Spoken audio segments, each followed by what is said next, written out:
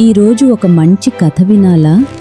ఇది కష్టపడి పనిచేసే చీమల కథ. ఒక అందమైన అడవిలో చిన్న చిన్న చీమల కుటుంబం ఉండేది. వేసవికాలం వచ్చేసింది. సూర్యుడు ప్రకాశంగా వెలుగుతున్నాడు. అన్ని చీమలు కలిసి ఆహారం సేకరించడం ప్రారంభించాయి. వాటంతా వరుసగా నడుస్తూ గింజలు మోస్తూ చాలా కష్టపడ్డాయి. కానీ ఒక చిన్న చీమ మాత్రం ఆడుకుంటూ పాటలు పాడుకుంటూ సమయాన్ని వృధా చేసింది. ఇంకా చాలా సమయం ఉంది అని అనుకుంది. రోజులు గడిచాయి. వేసవి ముగిసింది. శీతాకాలం నెమ్మదిగా వచ్చేసింది. చలి పెరిగింది. బయట ఆహారం దొరకడం ఆగిపోయింది. చిన్న చీమ చలితో వణుకుతూ ఆకలితో బాధపడింది.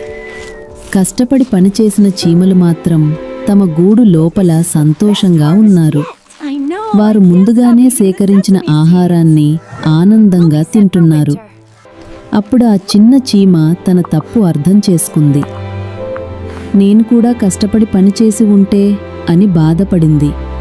ఇకపై మారాలని నిర్ణయించుకుంది. తర్వాతి వేసవిలో ఆ చీమ కూడా అందరితో కలిసి కష్టపడి పనిచేసింది. అప్పటి నుంచి సంతోషంగా జీవించింది. ఈ కథ మనకు చెబుతుంది, కష్టపడితే ఫలితం తప్పదు. ఈ కథ నచ్చితే లైక్ చేయండి. మరిన్ని మంచి కథల కోసం సబ్స్క్రైబ్ చేయండి.